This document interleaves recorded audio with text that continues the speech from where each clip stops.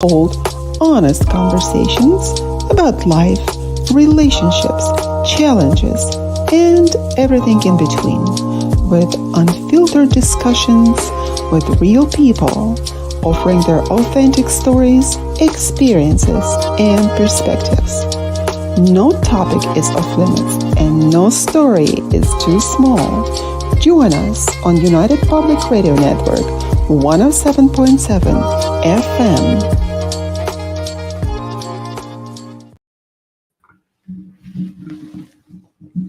Hello, ladies and gentlemen.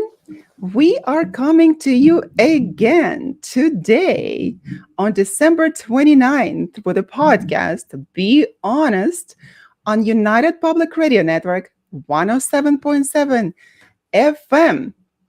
I am Dr. Yana with Dr. Sherry, was incredible Dr. Sherry, and we have a special guest, Tatiana Berman.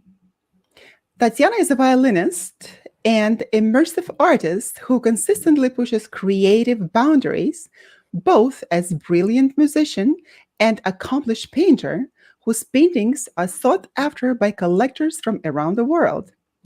Founder of the Constella Arts, she is the creator of The Power of Sound and Not So Classical, and also she's a star of the documentary called Forte. Tatiana's unique projects brought her to some of the most iconic venues, including Carnegie Hall, the Kennedy Center, and could you please pronounce that word for me? Yeah, Elbphilharmonie. Elbphilharmonie in Hamburg. Yes. Welcome, Tatiana. Thank you. I'm really happy to be here. Not only that, Tatiana is all of that, an accomplished and successful. We're going to talk about success today. Successful person, successful woman, successful mom. She's also my incredible cousin, for which I'm so proud of. And today we are going to talk about resilience and success, the meaning of it, and what do we eat it with? Let's go, guys. So, how do we define success? Does anybody know how we define success? Accomplishment. Accomplishment, I guess, right? What are other words for that? Achievement. Achievement and accomplishment, and I think fulfilling what your abilities are. That's success. Yes. Desires, wishes, and hopes. Well, it depends. I think it's success is an interesting concept because for every person out there, success means different things, and also in different areas of our life we can be successful, and it doesn't mean that other areas of our lives are successful. So it's a very fleeting concept in a way, but I think the general if we had to generalize, basic meaning of success is a perceived achievement, right? Achievement and accomplishment, that someone has the perception of having accomplished things and achieved certain milestones. You know, guys, what is so interesting to me that when we perceive ourselves as a success in a certain area or a failure for that regard, right? Not achieving our goals and not realizing our plans, some other people think that we are so successful and we have achieved everything in our life, and they're just sitting there and feeling so bad of themselves when they don't even have any idea what stands behind success. It is not just we wish for something and then we immediately get it. So I was also there, in fact, when I was seeing you everywhere on the media. You're here giving concert, you're there giving concert, you were so publicized everywhere, and your incredible photos and the projects that you had done. And I was just a simple professor, as a sort of myself, sitting there teaching my students, preparing my lectures and all. And my cousin was everywhere, and I'm like, it is so incredible I admired you so deeply. Oh, thank you. But I think I cannot even tell you that, on the other end, it's all that you see on social media, especially. I think it makes it very difficult for people to actually see things for what they are, because social media is a representation of just tiny little moments that are in fact kind of a generated image, right? I mean, this is what social media is about. It's a generated image. And when you say that, obviously, first of all, I really hope that you did not think that you're just a simple professor, because I think you're an incredible woman who is one of the wisest people I know, Thank you. and an accomplished, an amazing, gifted person as well. And so it's not really we cannot ever compare ourselves to anybody, first of all. And another thing is, yes, again, social media and the image, especially with people who are performers or public figures, it's always an image of something that we are projecting in order to convey things and move our mission forward, and make sure that our projects are realized and moved forward. So in a way, I don't think that has much to do with success. It's really to do with marketing and visibility and staying visible. And this is just a part of a profession, so it's a different type of profession in a way, because we have to stay visible and we have to make sure that we are on people's minds, because in order for us to we can create things as artists, but we cannot really exist without the feedback from our audience in the end. Whether you're a visual artist or you're a performing artist, which I'm both, and so you have to have the feedback in a way. Although they have been known people who actually create and they don't really think about what feedback they're going to get. They just create because they can output and they have the creative vision. In any case, I think the social media has, in my mind, not much to do with success. It's just a perception, and it really is a lot to do with marketing and a certain image that is created in order to move forward certain projects and your work forward. So Absolutely. but it does, but I think you're right. It in a way actually affects people more negatively than positively, because there is in our culture right now, it's quite prevalent that people have a certain comparison of themselves with others, with these sort of created images and videos and posts, and a lot of it has nothing to do with reality, and yet many people don't know better, and they start comparing themselves with that perceived image, and that is a very sad reality, because it makes us more lonely and more insecure with our own abilities, because yeah, that's the negative side of social media. So But then this way we can talk about the misconceptions of the understanding of the success. How do we understand it? How do we perceive it? And how do other people perceive us? It's, for example, that I was saying that I saw you so successful, incredible, and I was so proud of you. You at the same time said that you were not just a simple professor. What is a simple professor? there is It's never such, it's a misnomer, isn't it? Because you cannot be a professor. and be so simple. You cannot possibly become a professor. I'm It's not a sure very what. subjective experience. Success. Because success, that's It's an right. outcome, so it's subjective, and it differs between each individual. And Tatiana's so right. Social media is just a small glimpse into a person's life, and usually it's not even their complete life. It's just a small piece of the puzzle of their life. That's so true.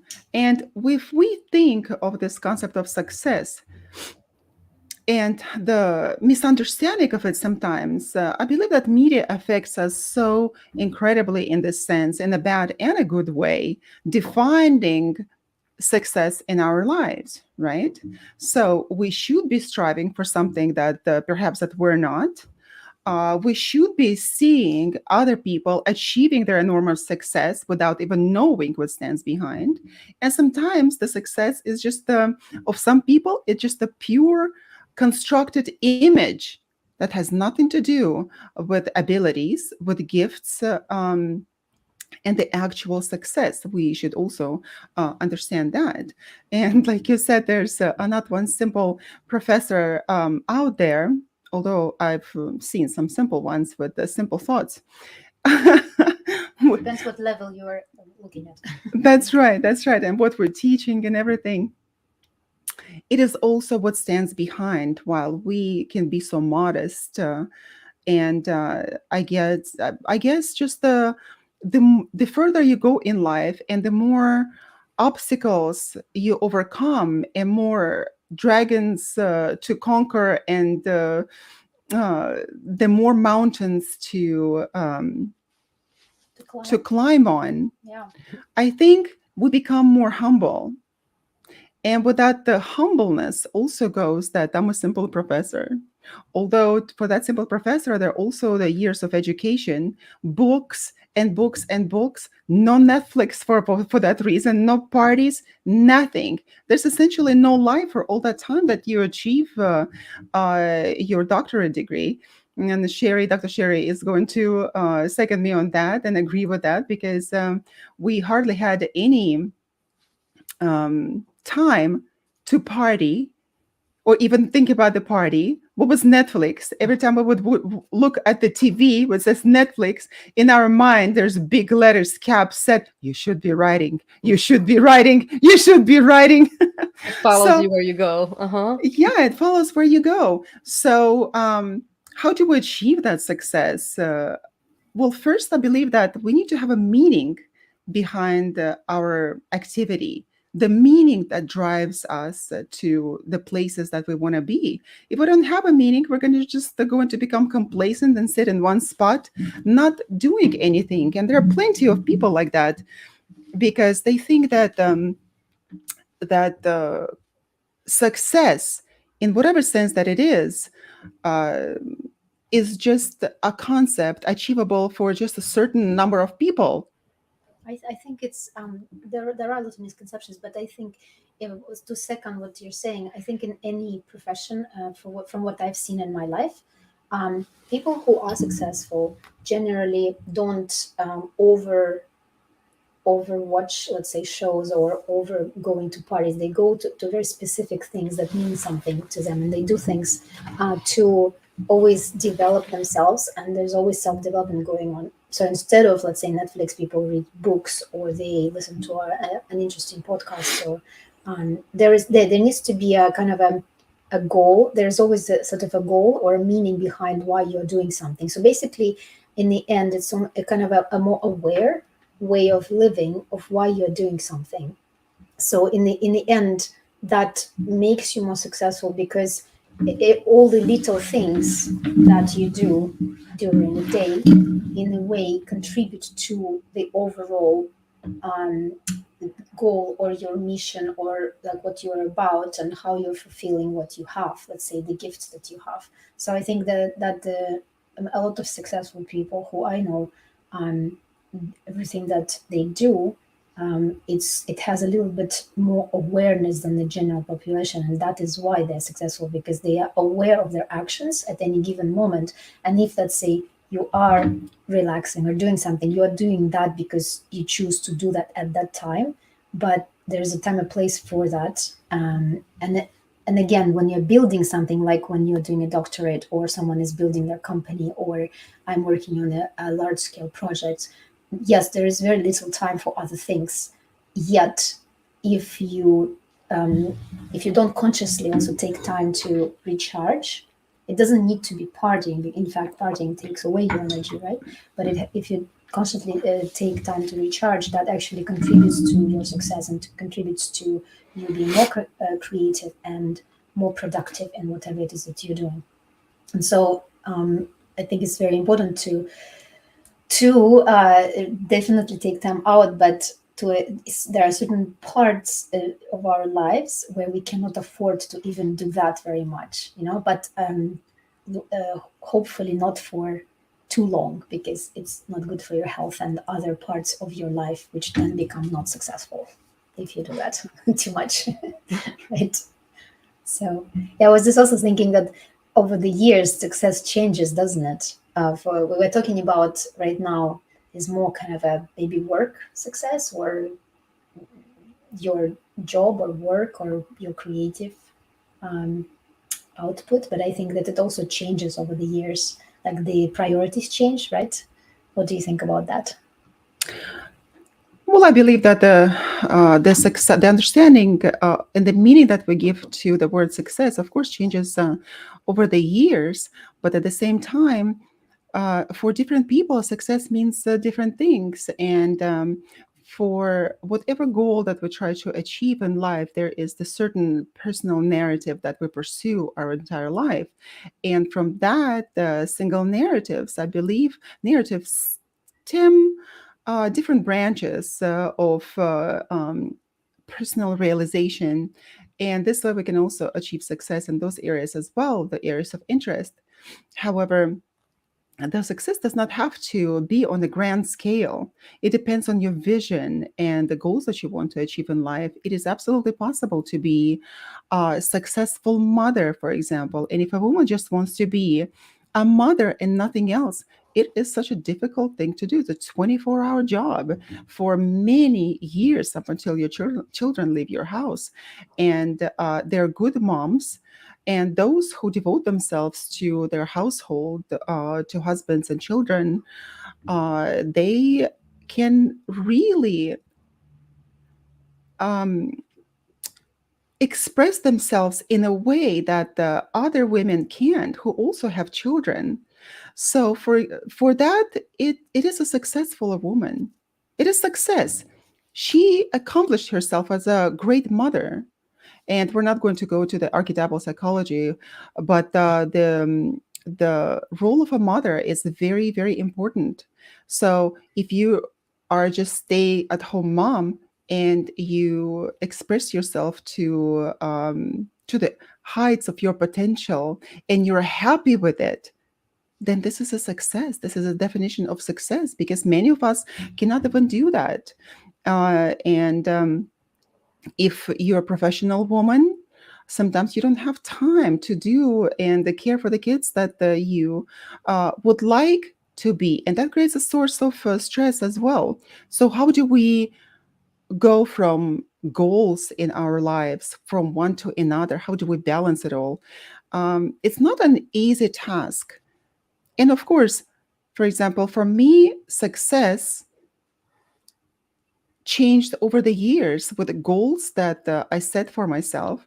I remember that I just recently opened up one of my journals, and something that what was that, about 20 years ago, for the New Year's, when you write all those resolutions, I'm going to do this, this, and that. And I found it and I looked at it and I said, oh, I've accomplished everything that I set for that year. And that felt really good, because when we set the goals, and we follow through and achieve those goals, then we feel much better about us. We realize our wants and desires. And then once those are achieved, you set yourself new goals. Well, I mean, I think that you are one of the few people that I know that can say that about yourself. I am one of those people where I don't think I've ever achieved everything on my list. It was 20 years ago. It was 20 years ago.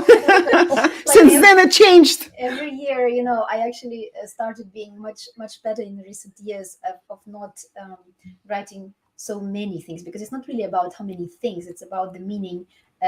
You know, how you feel a sense of accomplishment and you actually enjoy the sense of accomplishment versus just feeling like you haven't done half of the things that you have planned to do.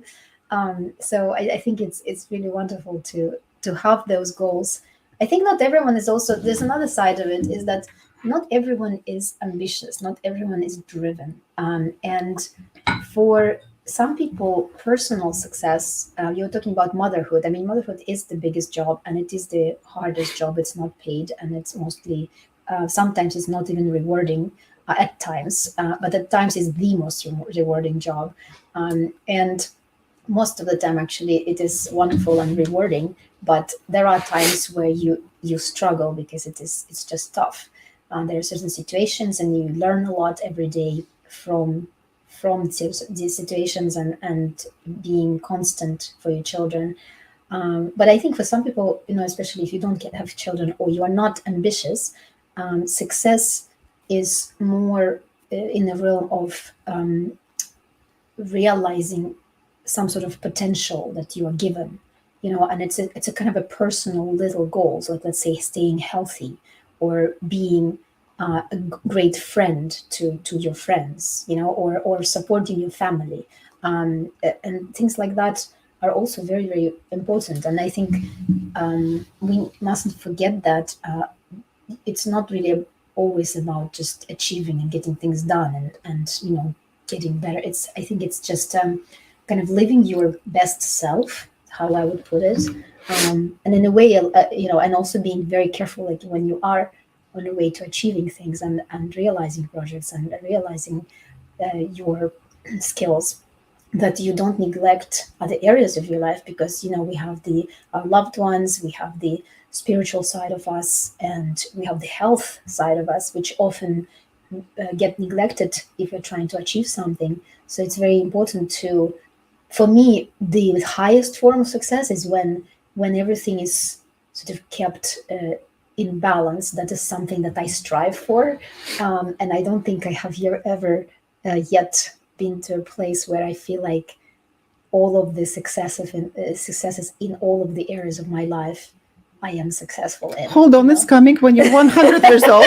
When you're 100, maybe that will happen. It's not. I don't think it's about that. I think it's just we humans, we want to achieve. We want to achieve it, and we want to just be in that place. But it doesn't work like that, because there's always the next thing, and there is always this sort of a feeling of, oh, okay, what's next? This is great. Now it's good, but what else is out there? What else is next? So it doesn't stop, because in the end, this feeling, it comes from within. So you kind of have it, but it always comes in waves. That's what I feel like.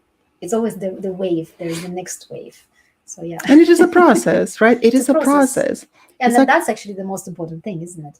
It's the process of it. It's not sort of like, oh, I've achieved it now. Now I'm done. Everything is great. It doesn't work like that. That's not the why we do it. I think we actually, the best thing is to enjoy the process, isn't it?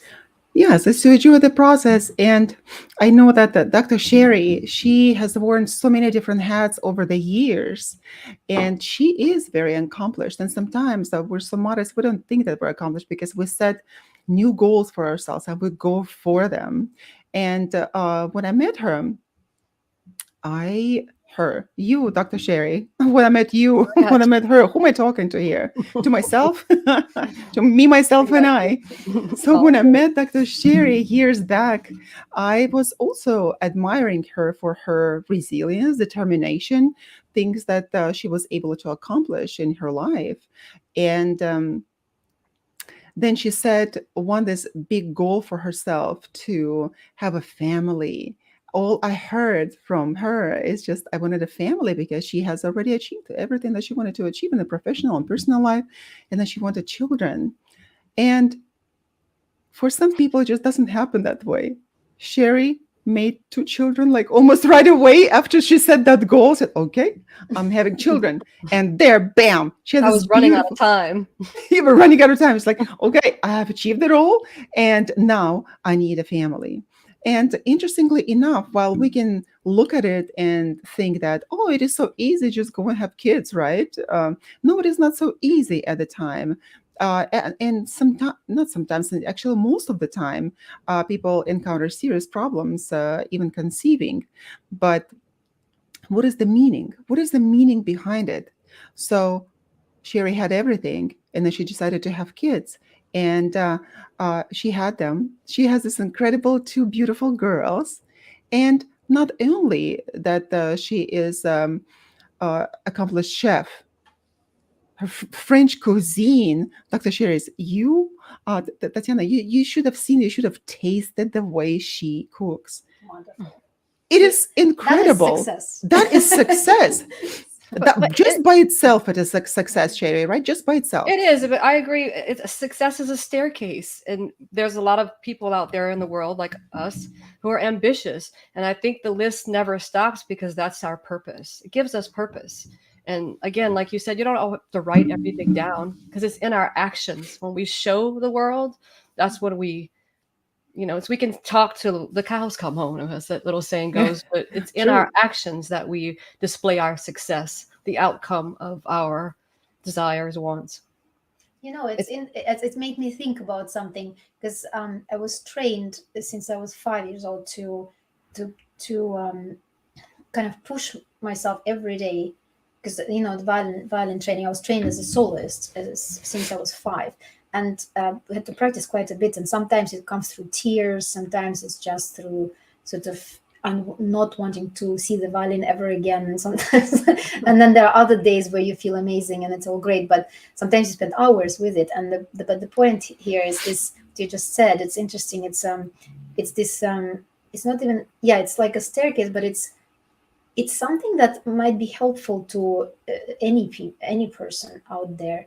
It's doing something every day that pushes you just outside your comfort zone, because a lot of people think that, oh, that's up here, I can't even begin to do that because it's already Absolutely. somebody's up there. Mhm. But actually all it takes is every day you do something that pushes you outside your comfort zone just enough, not too much and not too little. Because if you push yourself too little, you don't really get anywhere. If you push yourself too much, then it will be too hard and you will give up straight away. That's why a lot of New Year's resolutions don't work, because people set themselves unrealistic goals. You have to actually look at it as a long-term project. It's better to set goals for the whole year and then spread them out in steps versus doing, okay, this month I'm going to fast, I'm going to go to the gym every day, I'm going to do weightlifting, I'm going to be like doing everything.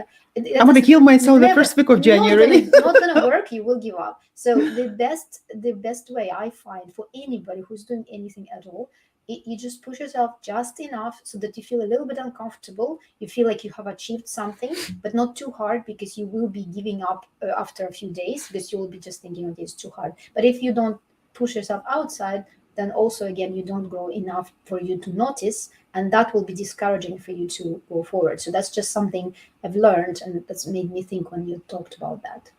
Yes. Let every day be a new year. Why does it have to come down to the end of the year?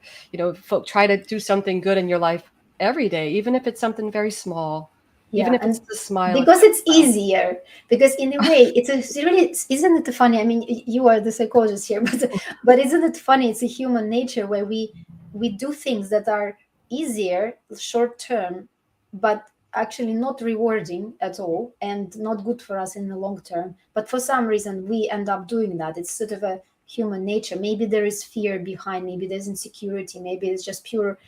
I don't know that many lazy people, actually. I think it's always to do with fear or insecurity of starting something or pushing yourself, or maybe not knowing that that's a possibility. I So agree. it's interesting. Hmm. Yeah, we have indulged ourselves a lot into self gratification, because feeling uncomfortable in pushing yourself does not feel comfortable at all, guys. Play of the words, it doesn't feel good. Pushing yourself, pushing your limits, it just doesn't. But you know why? Because when you don't do this, when you do this from young age, for example, like I have done, when you feel uncomfortable, you, after a while, you learn that there is this phase where you push through, and then it feels great because you have accomplished something. You feel more confident because you have achieved this kind of your own, you have gone through the difficulties. And that stage is what a lot of people, if I think everyone was taught this when they're younger, I think we would have a different society, because a lot of people give up before getting to that phase. And that's the secret, because it feels uncomfortable, right? You don't want to do it, but actually the best part is just after that, when you went through, you pushed through that project and you're resilient, and you accomplish something, and you're like, oh, I actually liked how this feels. It feels like it's me, and I have realized something difficult. And so that's the secret, I think. It is the secret, and science actually seconds you. Science supports this claim. Interestingly enough, however, in our society, we like self gratification. We like feeling good. We don't like to feel uncomfortable. We, as soon as we feel some sort of sense of anxiety, we run to the doctors, like, oh my God, like I need to have some medicine, fix me, do something about it, because I don't want to feel anxious when that anxiety actually pushes you forward. I was so surprised by observing how things are in our schools here in the United States. To me, it went completely against what you just mentioned, because in sports is always competitive. Life is damn competitive, but somehow we in the United States here we reward children for just participation.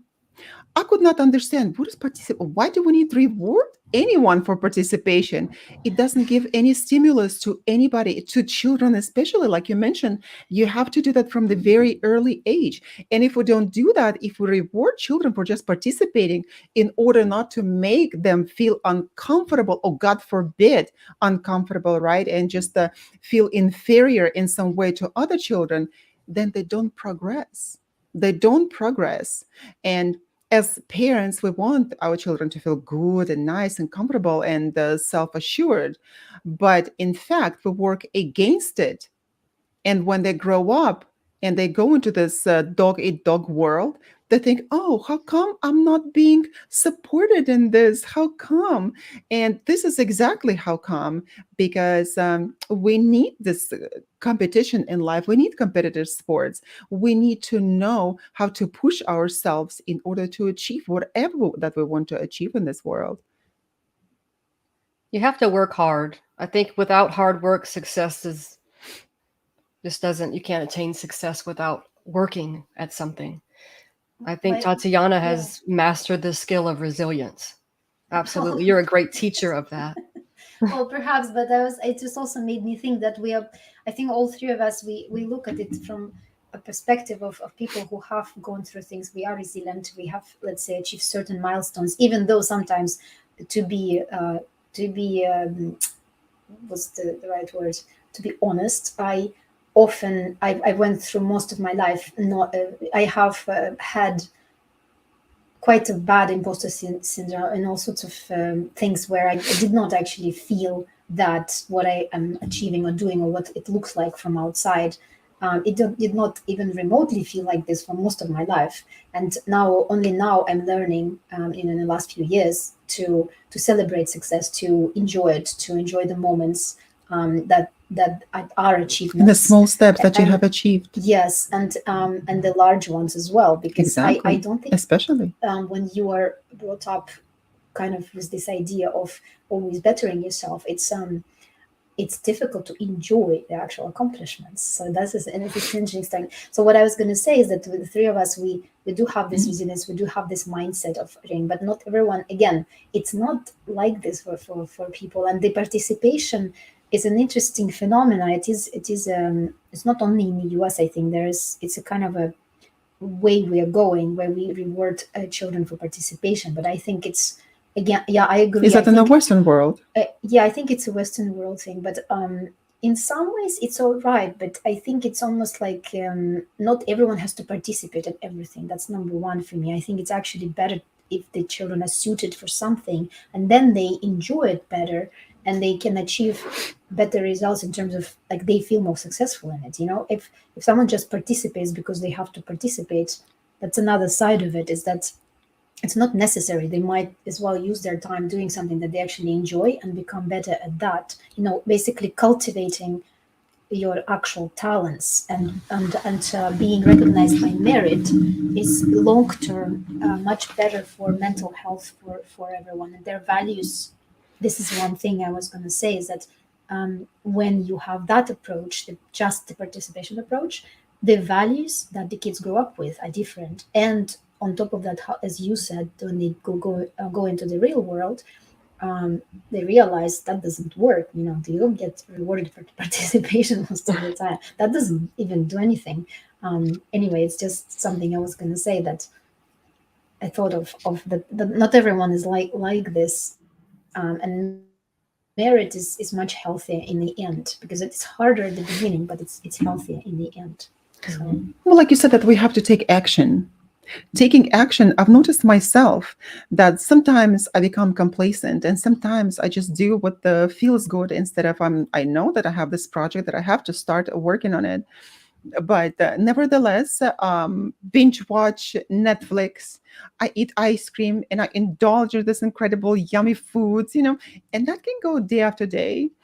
And I understand what it is. I understand. And the fact it is that I start to stagnate when I do that. And not necessarily that from day to day we have to be pushing ourselves all the time, but we have to be able to take the step forward. And it doesn't feel good. And of course, that it pushes you out of your comfort zone. And we're creatures of comfort. And in order to push ourselves out of the comfort zone, you have to make an action. You have to take action. And Tatiana, you're absolutely right. It's taking action. That's where it all stands. That's the secret of taking action. And then, like my brother Stanislav Lazishny, he is a spiritual teacher in Minsk and Belarus. He said one incredible thing which helped me over the years. I heard his lecture. He didn't tell it to me directly, but I heard his lecture. I'm learning from my brother. He said, when you do something, do not think about the outcome. You have already set your goals, you made a plan, and then go with a full action into it without attaching yourself completely to the outcome. Otherwise, you'll be setting yourself for failure. And that's where the perfectionism will come. This is where the procrastination will come. And I learned and I thought, this is the secret. And I decided not to attach myself to the outcome too much. Yes, I want to do my best. I want to strive for perfection and for success in what I want to do and accomplish. But at the same time, letting go of the outcome is has helped me so much over the years.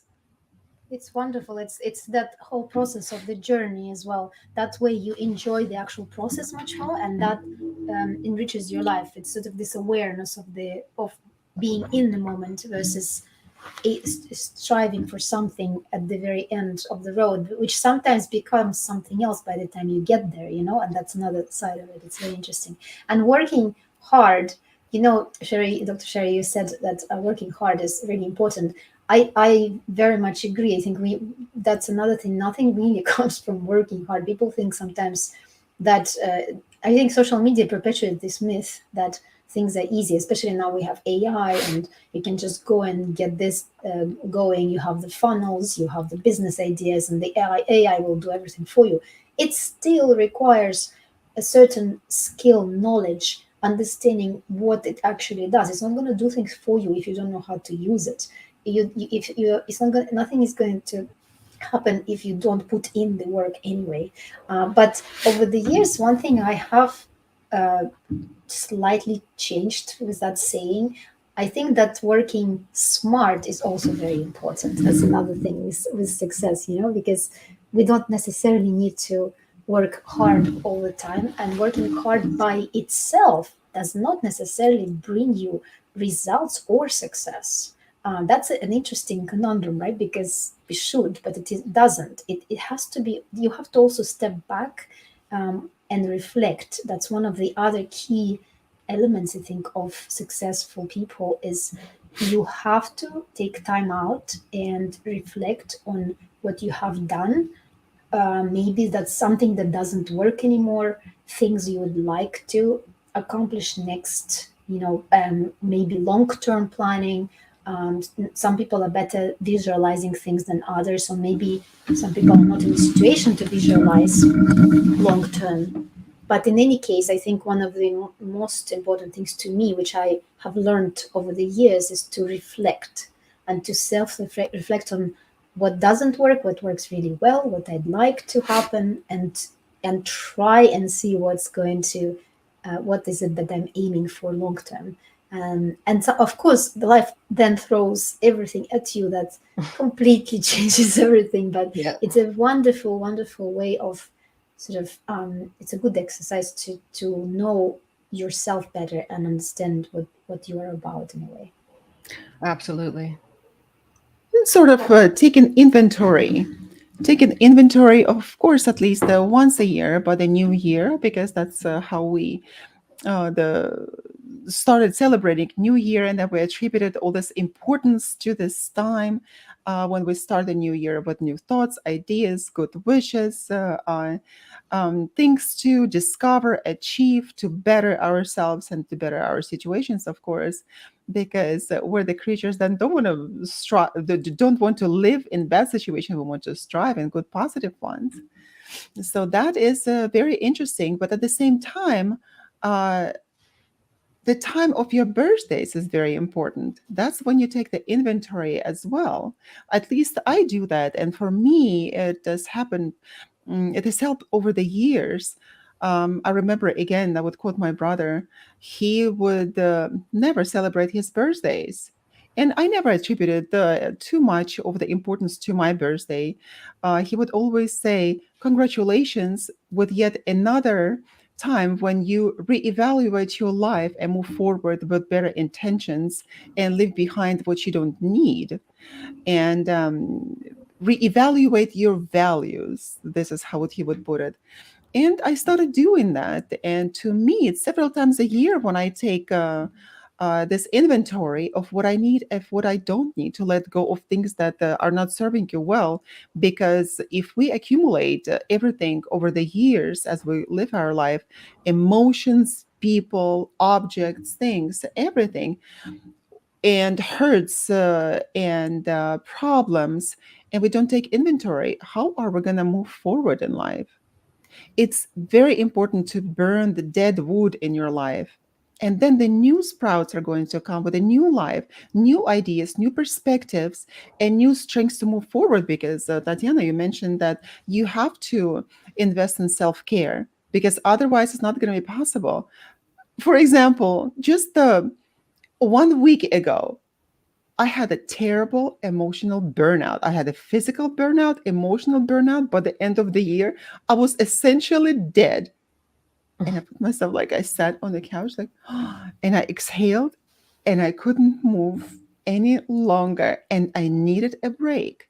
But why push ourselves so hard? We have to be able to take the rest in small increments in order to move forward in life. Otherwise, we will burn out and not accomplish anything that we want, or even lose the desire to do anything. Yeah, I think balance is very important, or we enter a free fall. And I think taking an inventory or self-reflection, in addition to specific times in your life or your year, I think it's also important. Anytime you feel a disturbance, even if it's something small, it's good to reflect and do a self-inventory. What's causing this disturbance? What limitation am I giving myself that's preventing me from attaining the success that I'm seeking? Because a lot of times we hide behind that unconscious fear of failure. And that's a great point. I think I've had many instances like this, and Give us the example. well, yeah, because sometimes it's actually physical. Even your health, your body will Hmm. tell you you have either tension, or you have some kind of a illness that's recurring, or there is a kind of a feeling of something not quite right. Our bodies are always trying to tell us, because they carry a lot of emotional baggage as well. And so sometimes it manifests in certain illnesses or things that happen. And it's interesting to learn that, like, I didn't really think about this when I was younger. Nobody taught me, right? But in the last few years, I learned. I kind of feel much better and much more aware of what my body is trying to tell me. And I think in our culture in general, people try to push down. Like, let's say if you're feeling sad, then you go and get antidepressants. If you're feeling a little bit of a cold, you really want antibiotics straight away. But actually, most of this is not really fixed by that. It's you have to work out what's really causing it, and a lot of the time you have to be able to be with your sadness. Let's say you have to be able to just live through the cold, because it's just a cold and your body is strong enough to fight it most of the time with most people. And yeah, it's I think it's important to be tuned in to your own inner world, because that is what makes your life, you can control the quality of your life much better, and quality of like who you are in your existence in a way. Because if you are tuning into your own desire and your own inner world and what you actually have to offer, that makes all the difference, I think. And for me also very important, that a lot of us, we don't realize sometimes, like we want things, right? Sometimes we just say, I want this, I want this. But a lot of the time life gives us something else that we actually need, and the lessons that we have to go through. Right. Yeah. And very often we think we want something, but in fact we focus on ourselves. And what I find really contributes to real success is not focusing on what necessarily you want as a kind of an ego of yourself, but why are you want to, let's say you want a lot of money, right? If you just want a lot of money, that is not success. If you want a lot of money because you want to make a huge difference in the world, you want to help, sick children or animals, or making environments safer, that is why you should want money, right? So if you have, for me, success is wanting something, but having a mission to serve other people, other beings in our planet. And that's to me is like the highest definition of wanting to achieve things. Because in the end, if we just are all very selfish, it's also worse for us. And on top of that, life works this way, that you're not going to get there that way. You're not going to get what you want, because you just are all about yourself. So that's another very important, I think, trait of success, another side of success to me, that really defines it. That, for example, this conversation we're having, for me, it's really important that maybe there will be a few phrases out of this podcast that people will take away, and they may help them. They maybe will discover something new, or something that about themselves, or maybe something will be helpful and resonate with them. And this is the goal, to be honest. This is the goal of this radio show, to be honest. I know that one of your projects is to bring classical music to children at schools. Yes, for the longest time, when I first came to America, I studied in England, and then I lived in America for quite a while. And I was quite surprised that the first things that always get cut down in schools with funding is always art and music, which is now, with all the studies out there, it is the best thing for children to develop their actual inner worlds and personalities. Music and art. No matter how you look at it, sports are very important. Yes, physical, definitely you have to stay in good shape, and it builds team and resilience and things like that. But music and art develop your brain, your whole emotional resilience, and really good traits, and also helps you to study better in other subjects.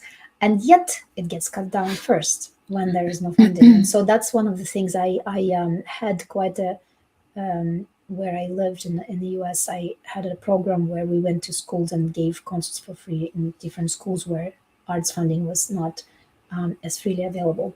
I haven't done this lately as much, because right now I'm focusing on the power of sound and how it actually affects us. So I'm doing a big research and musical project that is resulting in a new album. And that is all to do with for us to kind of stop and think and be aware of how sound affects our well-being, and even psychologically, and how it actually sometimes makes us do certain things which sometimes we're not even aware of. So it's an interesting concept for me for many years already. Everything from noise pollution to the type of music people listen and how it affects them, and even how it affects us on a cellular level.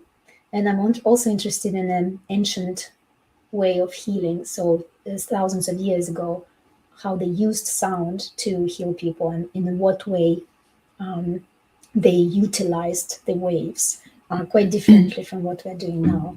So yeah, so that's the kind of work I'm doing at the moment, because that's what's coming to me. So I'm composing as well. This new album will have mostly my new compositions with my wonderful friend Michael Cheney Wills, who's a composer as well. So we compose together. So I'm very much excited about this project and can't wait to bring it. The single is actually coming out in January. So I'm doing a little Nice. plug here. Can't wait, can't So wait, 19th can't of wait. January, yeah, there's going to be a single called Ascension, and it's coming out as a single and also as a video, 19th of January. So, That is wonderful. Well, we applaud and we are happy and we Absolutely. can't wait to hear. thank you. Well, what I hear from what you do, those projects, they give you intense sense of meaning and accomplishment. Fulfillment in a way. Fulfillment, Yeah, exactly, it's fulfillment. That's the exactly better that. word. Yeah, And that's how you derive the meaning. And that meaning is pushing you. So if we look at that, and if some people would just look at you and say, oh, um, this is her life, this is her professional life, this is what she was set out to do from the age of 5, like you mentioned, right? Then for us, we didn't start so early. It could be so difficult for us to do it right now. And yet, you did not come to those projects 20 years ago. no, and I think it takes like a whole life sometimes. There are people who have created some of the famous artists. They haven't even started painting until they were 50. There are a few 40s, really 50s, right? well-known composers too that, like for example, Charles Ives, he was an insurance salesman all his life. And I think when he was 40 something, he composed, one of his first great big symphonies. But what I was going to say is, any person, it's not really, I mean, within our profession, yes, we start training really early. But having said that, I haven't always had the traditional path of a soloist, because I did a lot of other things. I had my own festival. I like to paint. I've always painted since I was a little kid. And I, it's a path where you have a lot of sometimes there are moments of low self-esteem. There are moments of doubts. Is this what you are supposed to be doing? Is this is it doesn't, so the sense of fulfillment, it's a kind of again, it eventually becomes more and more constant if you keep doing something, and you keep doing something that actually you feel like it makes a difference to others. I think, and also something that sort of makes you grow. I think that in my case, this is what I believe. And for people who haven't yet discovered what that is, my advice is always the same: is you gotta first of all sit down with your thoughts and tune in and really feel, is there a passion? Is there something that makes you feel even remotely sort of, you want to try it? At least you want to try it. That's just you. It's a question of sitting down with yourself and asking the question, okay, what would you, if I had to try one thing, what would it be? If I'm like something, like I'm sort of, I don't know if I like it enough, but I like it, try it, go try it. So the main thing is to go and experience those things. And then once you feel like one of those really makes you kind of like, gives you a little bit of butterflies, or it makes you feel excited, then start working at it.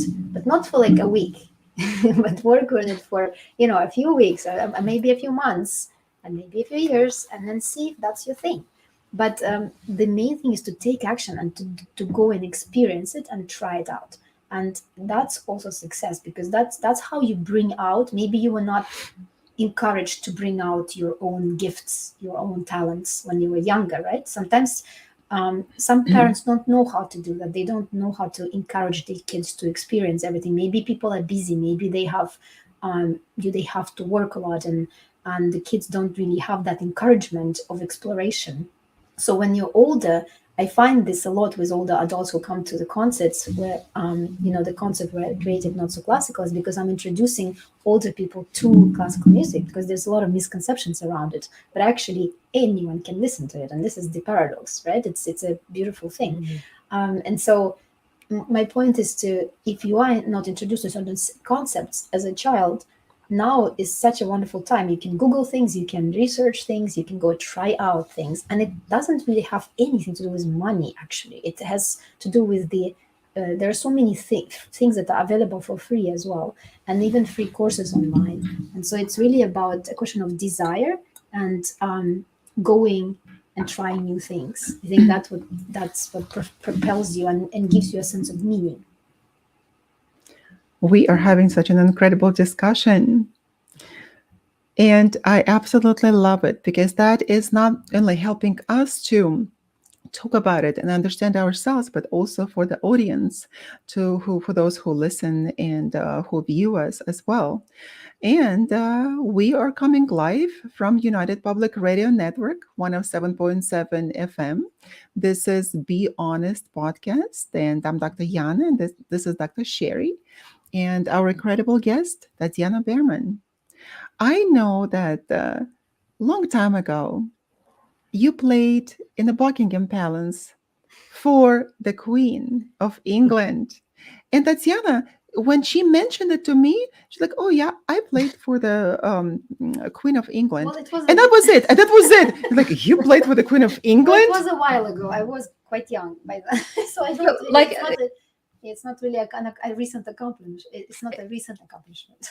it brings to light what you were saying, though. Like, success comes over time, and when we're younger, we don't even realize oftentimes that we understand that we're good, but we have that doubt. It's like, oh yeah, I did that. But Well, I think it has to do with a lot of different things because specifically in my case, I think I had quite a bit of what's the right word? How do I put this gently? I did not have the most positive reinforcement in terms of professionally. So I was taught in a quite not self, but it was quite a negative way of working through things. So there was never like, oh, that was amazing, well done. It was about like, okay, well, if it was good, nothing really was said, but if it was bad, everything was said about what mistakes were made and things like that. So it was a more of a negative reinforcement. So that's something that I had to overcome in my life because realizing that there is another way to look at things and reinforcing the good, and yes, commenting on the things that need to be improved, but not in the context that is the thing you need to focus on. And so things like playing for the Queen of England, that was a very long time ago. I was 16 and I got this opportunity. Luckily, I was a soloist with a Bach double concerto. We played for a fundraising event at the Buckingham Palace, and it's a wonderful experience. And already then I did know that is a very special honor to be able to do that. And I tried to do my best, and that was that for me. But it was over, and that was that. We move on to the next experience. And so, as I said, that when I was young, I wasn't able to really enjoy the accomplishments as I do now, because now I realize the value and I appreciate and I'm grateful for things, and it's a very different, much more enjoyable life experience actually. But that's something that some people who have steady upbringings already kind of have it built in, and others who have a slightly sort of my experience was quite different because I lived by myself pretty much since I was 14, and my mom died quite young, and so we learned that over many years sometimes, and let go of things and realize things and teach ourselves things. So it's a wonderful journey, and I'm really grateful for the opportunities and for life in general, like having life. And I'm just really grateful at the end of this year, I must say. And we're so grateful for you as well. absolutely, yes. In those adverse childhood situations, they are in fact become the plateau, well, not the plateau, but that we reach the platform that sets us off onto this journey of life. and sets the stage for us achieving things that probably people who were so comfortable in their lifetime, in their childhood, in fact, and in a lifetime, um, cannot achieve, and they lack resilience. And this is what happens, that we have to have some sort of adversity when we're little. And of course, for our children, we want everything best. But to tell you the truth, knowing that about building resilience and having not having everything when you are young. In fact, my family was very well off when I was a child, and we could have everything. But nevertheless, it was not really the conditions of my society to have everything that you could ever imagine, because you have to be diligent. You had to be working, not at the job, but you have to be working on your projects since the very early age. And yes, we were not so praised for our accomplishments, but exactly, we have very similar childhoods. But when something went wrong, oh, definitely we would have known about it, but then nobody pat us on our head or just say, oh, great job, you did it fantastic. We didn't have it. And we're talking about this path to success, but nevertheless, it actually stems with a lot of adversity when you are a child, and it is absolutely okay. That is why with my children, I did not attempt to give them everything that they ever wanted, even if I had the every means to do that. I didn't do it. You want this? You know what? You're going to have to work for it. uh, you have to prove to me that you are capable. You have to finish your tasks. You have to finish the projects that you do. Show it to me that you really want it, or go work or make your own money from the very early age. And actually, that helps children a lot. If we shield them from everything in this life, they are going to grow up really weak individuals. I remember that one of the examples of that was one woman that I used to work with. And she came to a workplace, actually, just started working when she was 55. She was 55 and she was wearing, I don't have anything in this ugly Christmas sweaters, although, why are they ugly? I don't understand ugly Christmas sweaters. But she would always wear the sweaters, such with innocent little bears, kitties, puppies. And she was like really that innocent woman. And she was 55 years old, and she seemed so much older, like this old, fluffy, nice grandma. And once she told me that, oh, but I'm much younger than your mom. And I thought, that is so interesting to me. And she told me that she had a really incredible life. She had a great childhood, and then she married nicely, and then she never had to work a day in her life, and had her children. And that was the first time that she decided to start working. And that woman at 55, she could not even count money, meaning that it wasn't thousands and thousands of dollars that she needed to count, but it was like in the realm of 10, 15, $20. And that was really difficult. And she was always not handling it properly, and always being in the deficient in the funds at the end of the day. And we had to tell her that this is not the way to do it. You have to be really diligent and watching what you do. Guess what happened? The woman had a heart attack. And because that was her first adverse experience in her lifetime, she never built any resilience. And that by just telling her that she failed to do something consistently, for her, that was such a hit on her psyche that it couldn't bear it any longer. And she had a heart attack, which was, she was okay. It was a minor one, but then she stopped working altogether. So by not building that resilience in your life, by running away from adverse situations, but sometimes we're born into that. We're born into wealth. We're born into just good situations in life. And our childhood is perfect. Our youth, adulthood, young adulthood, everything is perfect, is given so easily. We never have to do it. But nevertheless, the more adversity you have, the more things that you have to overcome, the better you are as an adult. In childhood, better you are as an adult. And I firmly believe in that. What do you think about it, Dr. Sherry? I agree. I think resilience is a skill. It's a skill set. So it's something you can build upon. Yeah, the other side of, I think, lack of resilience, um, if you don't have those experiences, I think it's also like the low self-esteem, for example, some people have. I think it very much comes with the lack of resilience because they like relate to each other, and if you it's almost like people start setting themselves up for failure before even um, what am I trying to say? So basically, resilience is it's like if you have low self-esteem, it's sort of a chicken and the egg situation. If you are not resilient, then the self-esteem goes down. But then if you don't build up your resilience, if you have a low self-esteem, then you probably have low resilience as well. And so that's a kind of a tricky situation.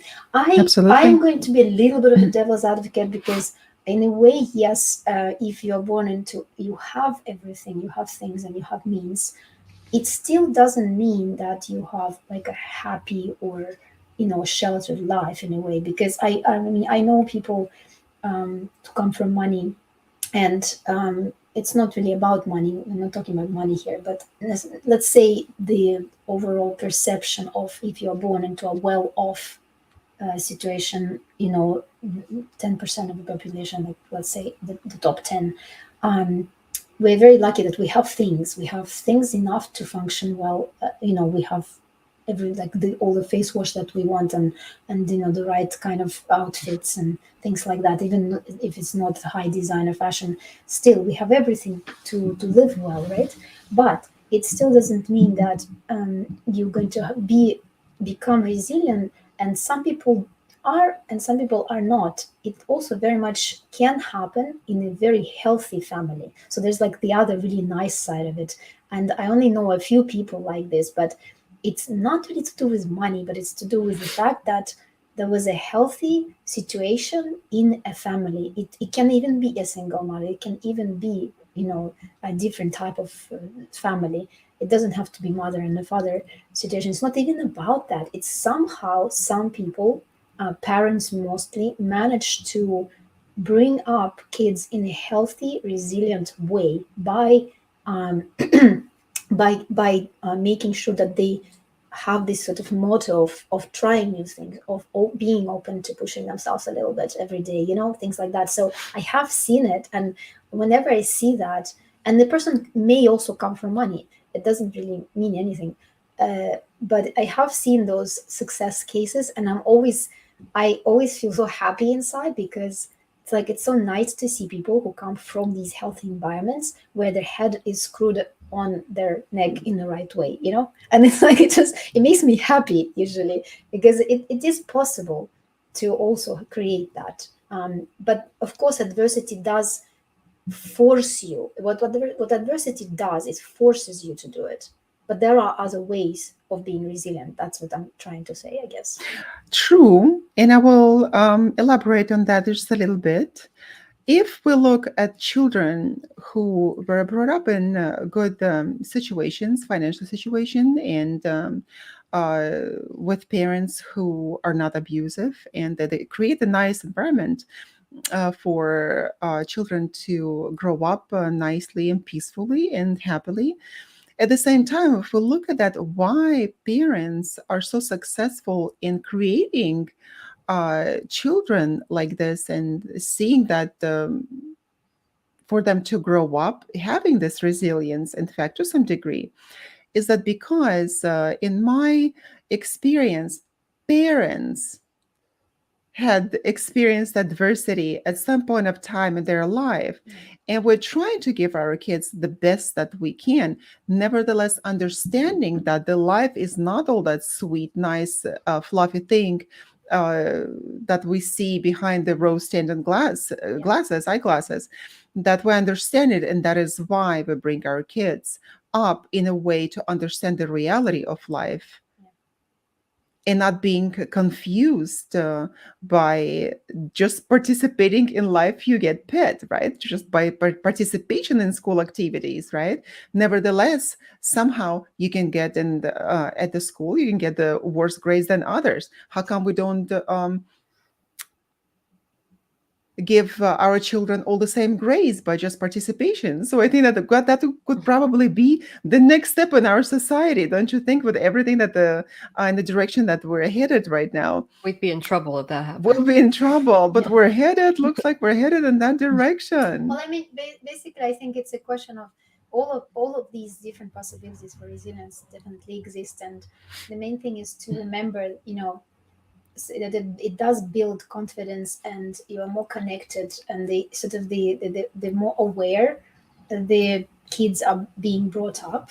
Like at the moment, I'm going through a phase with my youngest daughter where I am getting her to ask herself what she feels, because she has a habit of sometimes when she is experiencing something new, she asks me what to do or what it is, and how what do you eat it with, right? When of course sometimes we have to introduce them to things and we explain, but at times I'm now stepping back. She's in this age which is really interesting, and I tell her, I said, what do you feel, what do you think, what do you feel? And that is one of the ways to teach them about like what their body feels, and how, so to tune them into themselves a little bit, because as kids they sometimes are being told all the time like what to do in school, being told what to do by the teachers, by the coaches, and very often I think we have to always remember for the kids to make sure that they ask themselves how do they feel, how what would they like, and that's something that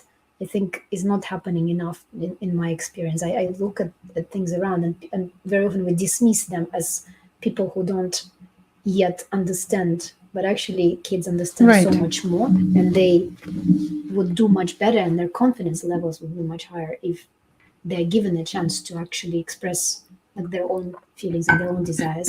And take it an action. And then they can take the action that they feel is right for them from earlier age.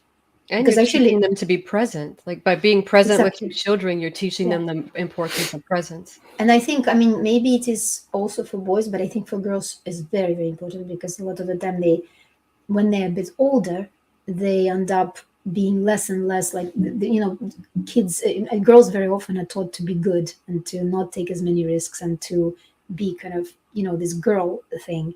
But I think it's very important to make sure that they have, what are they called? The risks, calculated risks.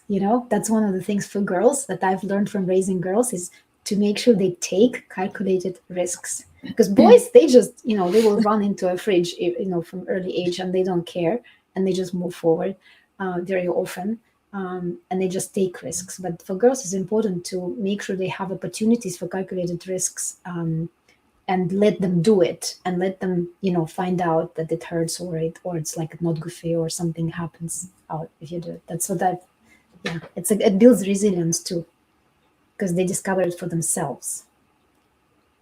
Yes. And that with the resilience, it's just the words that we've been using. But at the same time, what is the resilience, right? It's the everything. It's a competence. It's a self assuredness, and then connection, then to ourselves and with other people.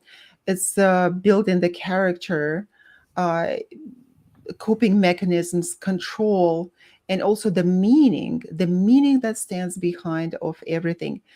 And the most important thing I believe in success is, like you mentioned, Tatiana, working smart, and is perseverance.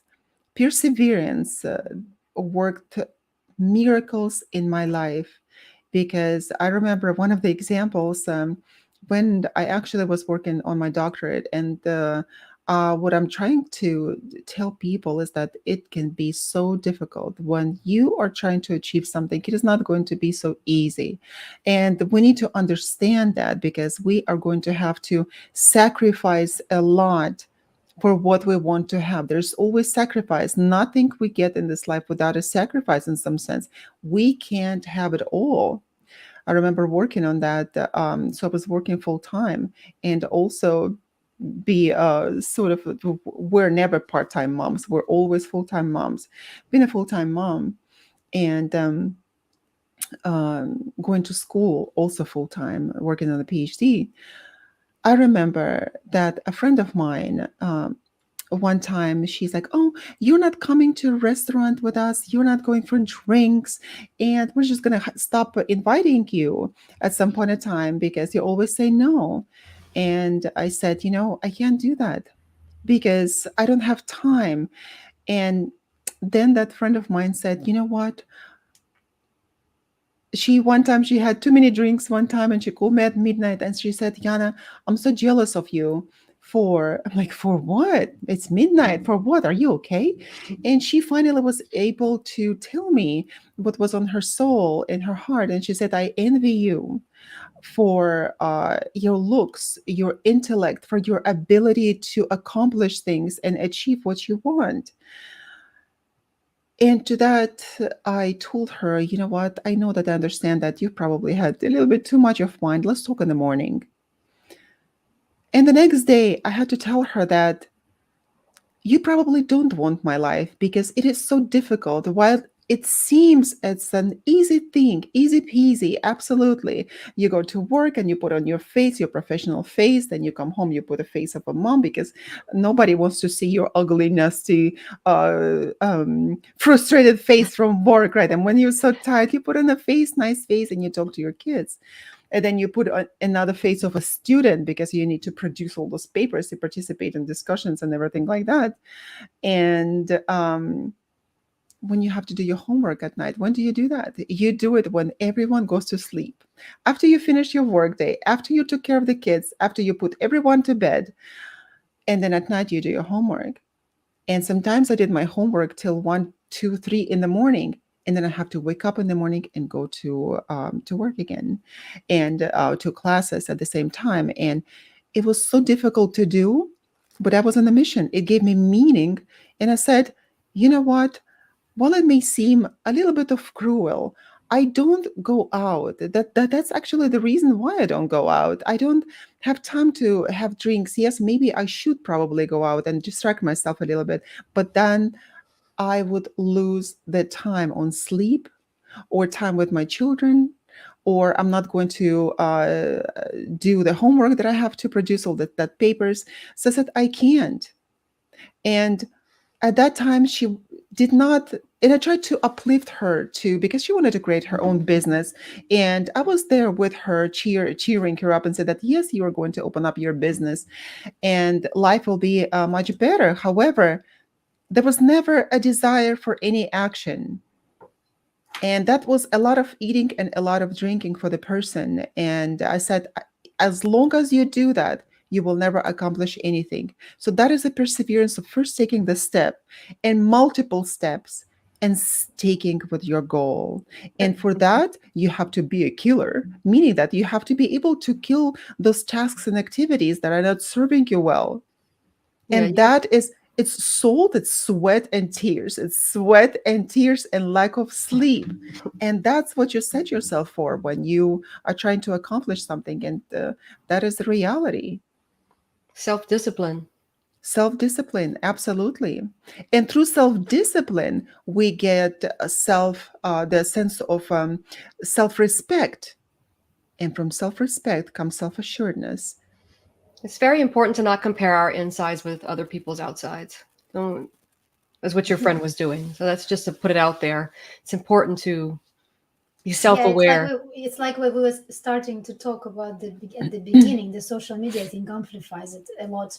And we just have to stress that it isn't reality. It still isn't. And it's, as much as a lot of people are on it, it's absolutely not what your life is about. It's just a little glimpse, and it's a piece of an image that you see of someone else. But then again, in that documentary Forte, in which you're featured with little Alina as well, it shows that the life is not what it all is, right? You put up this fantastic face to the world, but behind it, there is a lot of work that needs to be done. It's a good movie actually.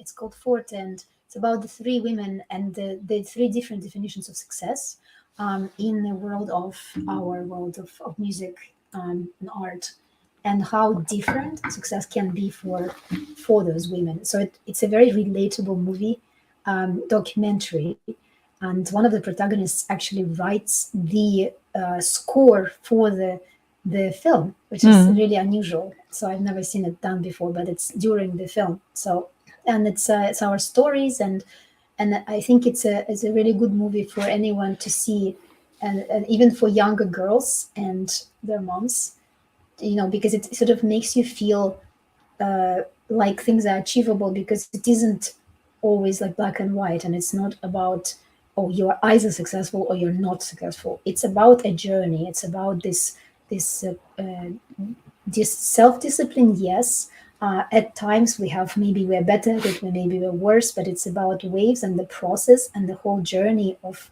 the whole life of development and growth and interesting opportunities and setbacks at the same time, and knowing how to overcome the setbacks. Something that we haven't talked about yet is that, we are talking about resilience, and that is part of resilience and perseverance. Is if you have a setback, for example, when I was younger, I don't think I knew very well how to handle that very well. I felt bad about it, right? So I had a setback, and because a lot of the things around me were quite negative, said in a very strict and negative way about mistakes and things like that, I didn't know how to handle it, so I felt bad about it. But the older I got, and the more I learned and read books and talked to smart people, I feel much better about setbacks, because every time something goes wrong or something I haven't planned happens, and it's really uncomfortable and frustrating, sometimes even dangerous or something, or health related, I think, okay, this happened. What am I going to do about this? Can I change something? Can I change it for the better? Is it in my capacity to change it? I'm not going to be sad, or I'm going to waste energy on it unless I can do something about it. And sometimes there is nothing you can do. You have to sometimes just accept your mistakes. And that's another thing that's a very important learning curve if you want to be successful, is sometimes you just need to accept there was a mistake. And sometimes mistakes can be quite large. You have maybe been investing in something, your energy and time, and even money, and sometimes you just have to let go, even if you feel like, oh, but maybe it will work out. Things like that are very important, to cut things when they don't serve you. So anyway, I think that that's a really important aspect, is where you fall down, how are you going to get up from it, and what are you going to do about it? And sometimes it's acceptance, sometimes it's changing course, sometimes it's something where you can fix it and then move forward. But a lot of the time, it's very important to know the different ways of overcoming obstacles. That's, I think, it's a very, very important thing, like in my life, how to, like, learning how to actually overcome the obstacles, and learning, knowing that very often, most of the time, there are several options, so that there is never, a thing where, like, there's just nothing you can do. That there's always one or two options, and sometimes even several. So that's a really good thing to know.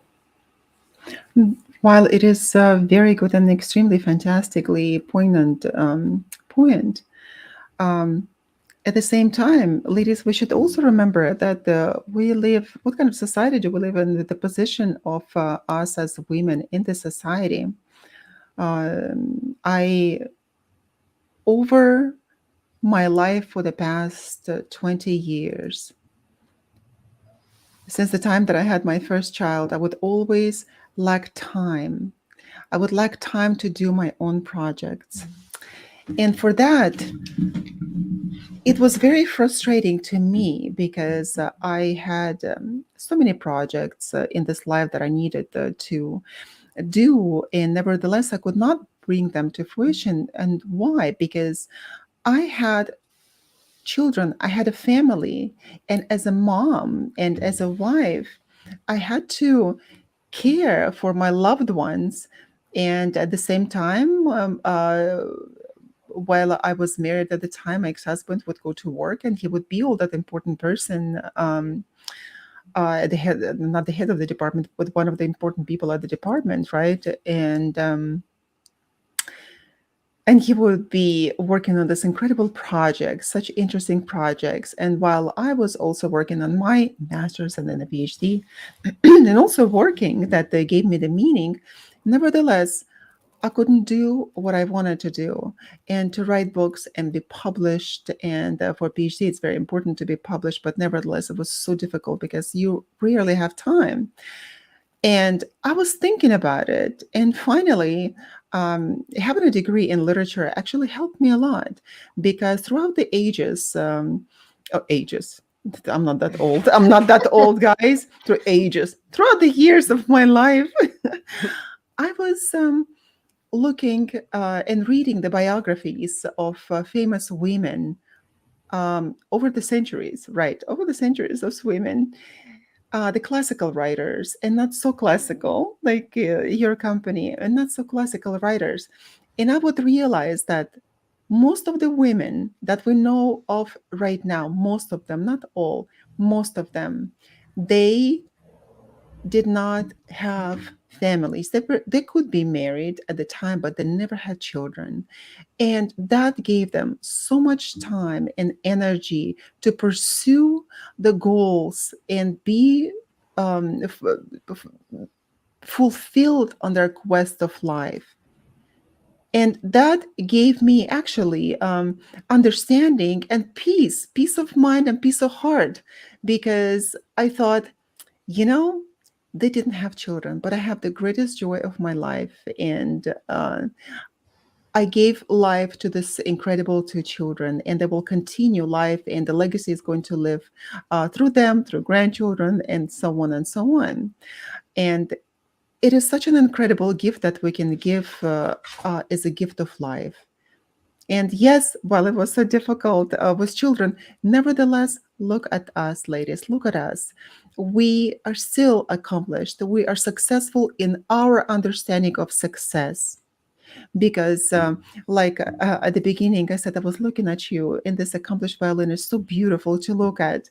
And I thought, that is amazing. That is the definition of success, right? And not in a bad sense, because that was not any jealous sense at all. It was the admiration, because I couldn't do it. Well, what the most of our family are musicians, right? Nevertheless, I was not the one, and my brain worked differently, and I never wanted to do that.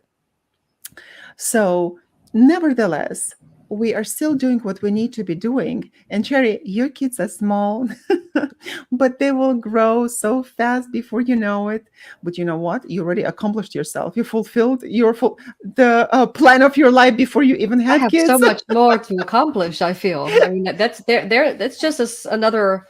That's my biggest accomplishment, I believe. Yeah. The Children, biggest but to be accomplishment is I our think all children. of us, yeah, people who have children, I think that if you really had to ask them what your biggest accomplishment is, even if they are super achievers, they will always say Absolutely. their children, and that's a kind of, and it's a recurring theme.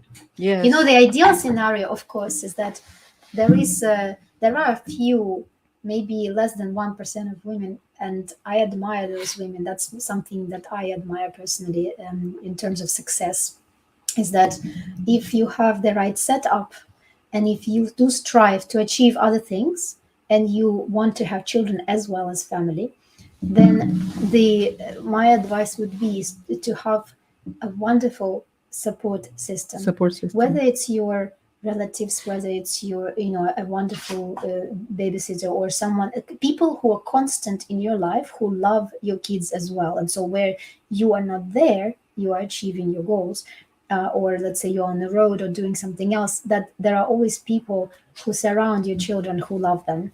And that is one of the secrets of the most successful women that I know, is that they have a very robust support system. And that's another thing actually with success, is that even if you're not a woman and without children, if you want to accomplish anything, as early as possible, get a support system going. Let's say a part-time personal assistant online or something like that. If you want to build anything, um, get as much support as possible early on.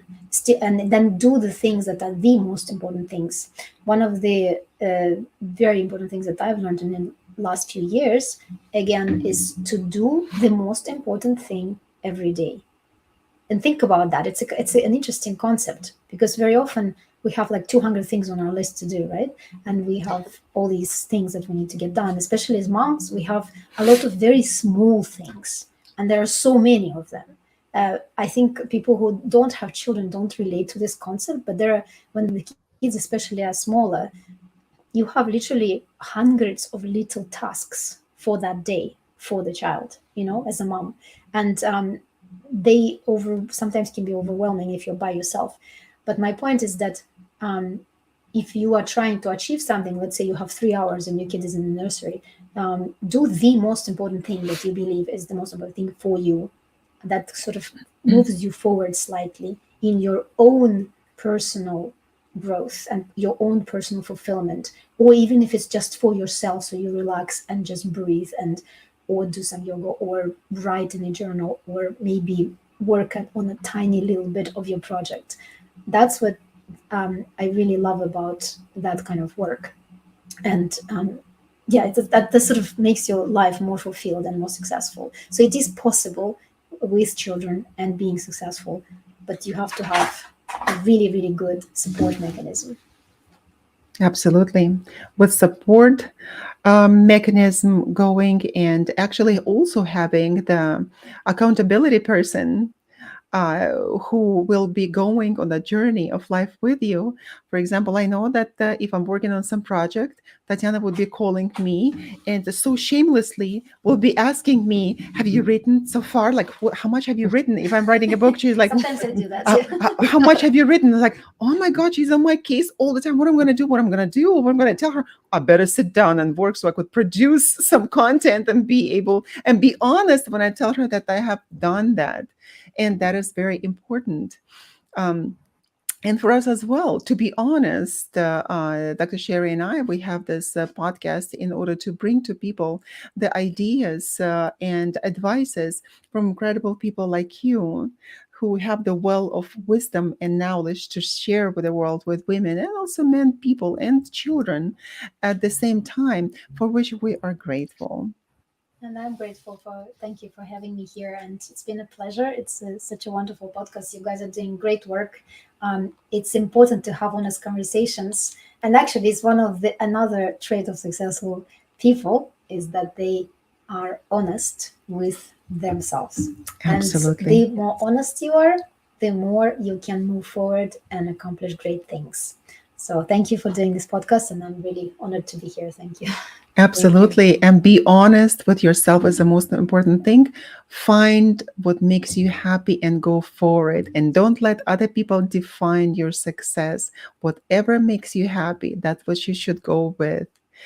This has been the podcast. Be honest, where we're always honest and we are not letting each other be dishonest. It's always honest. We bring the best in us and hopefully bringing you content and advice and understanding and wisdom that you can take from this podcast. We will be waiting for you to join us next week.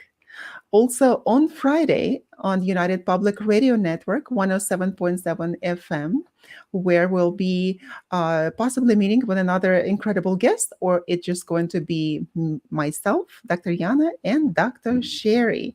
Thank you so much for joining us today. We had an incredible guest, Tatiana Berman. Thank you. And until we see you again, have a great day, everyone. Bye bye.